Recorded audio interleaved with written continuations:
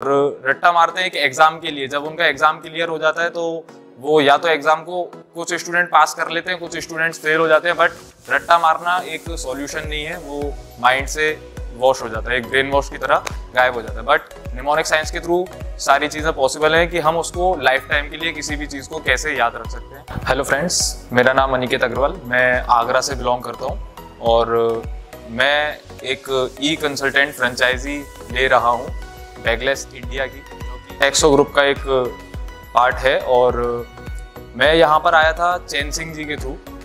मेरी उनसे काफ़ी टाइम से बात चल रही थी, समथिंग 2 या 3 साल से। और पहले आगरा में कोई भी सेमिनार नहीं हुआ था, तो इसलिए मैं उस पर थोड़ा सा बिलीव नहीं कर पा रहा था, मेरे फादर भी बिलीव नहीं कर पा रहे थे। बट जब मैंने वो सेमिनार अटेंड किया तो उसके बाद मैंने देखा कि ये स्टूडेंट्स के लिए काफ़ी हेल्पफुल है, हमारे लिए काफ़ी हेल्पफुल है। जब मैंने वो आगरा में इनका पहला सेमिनार अटेंड किया तो फिर मैंने तुरंत डिसीज़न लिया कि मैं आगे इस कोर्स को लेना चाहता हूँ। और मैंने 4 डेज़ की लाइव क्लास अटेंड की, वो मुझे बहुत पसंद आई, बहुत कुछ उसमें समझ में आया। देन फिर मैंने तुरंत अपना 2 डेज़ का ऑफलाइन क्लास, जो यहाँ हमारा आज अजमेर में हो रहा है, ये मैंने अटेंड किया।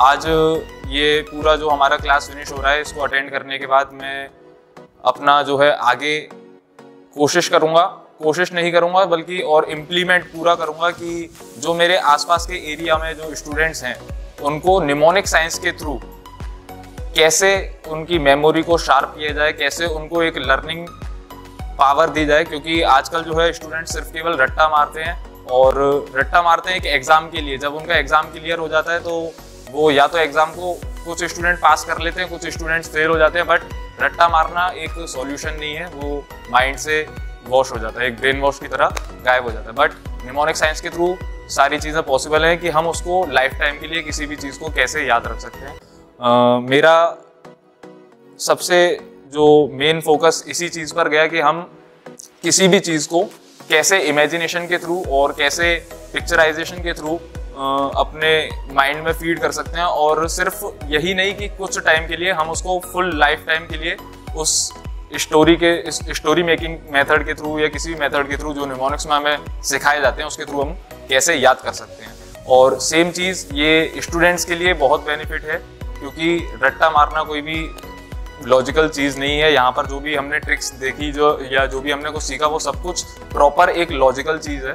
और मैं यहाँ से जाने के बाद तुरंत इस चीज़ पर इम्प्लीमेंट करूँगा, अपने पास के स्कूल्स में ज़्यादा से ज़्यादा कोशिश करूँगा कि मैं सेमिनार्स खुद कर सकूँ, या अगर नहीं हो पाता है तो जो हमारे मेमोरी किंग जिनसे हमने क्लास ली है, नरेंद्र सिंह सर, तो उनसे फिर मैं यहाँ पर अपने आगरा में सेमिनार्स करता हूँ। तो हमने ये 2 दिन की यहाँ पर क्लासेस ली हैं। इसके बीच सर ने कुछ ऐसी चीज़ें भी बताई जो सर ने खुद सेमिनार में की थी, जिससे मैं थोड़ा सा प्रभावित हुआ। जैसे कि कुछ नंबर ट्रिक्स थी, सर ने रैंडम पीपल्स से 2 डिजिट नंबर्स पूछे और बोला कि इन नंबर्स को आप याद कीजिए विदिन 2 मिनट्स या विदिन 3 मिनट्स। और आपको सिर्फ केवल एक असेंडिंग ऑर्डर में नहीं, आपको असेंडिंग ऑर्डर, डिसेंडिंग ऑर्डर और इन द बिटवीन कैसे भी वो याद हो जाए और लाइफ टाइम के लिए याद रहे।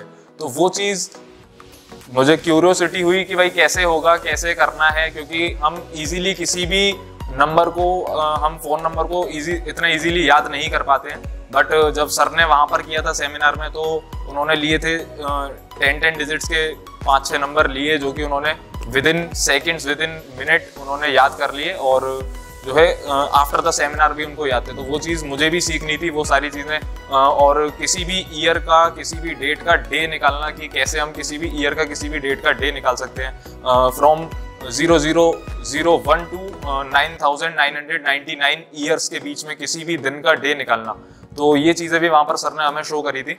और सेम वही चीज़ आज यहाँ पर सीखने के बाद मुझसे सर ने डेमोन्स्ट्रेशन करवाया, तो वो मैं भी कर पा रहा हूँ। और मैं कोशिश ये करता हूँ कि आगे मैं खुद स्टूडेंट्स को उसी तरीके से समझा पाऊँ जैसे सर ने हमें समझाया, और स्टूडेंट्स को वो चीज़ हम प्रोवाइड कर पाएँ, जैसे कि स्टूडेंट्स को ये प्रॉब्लम्स जो रहती है याद करने की, वो ना हो।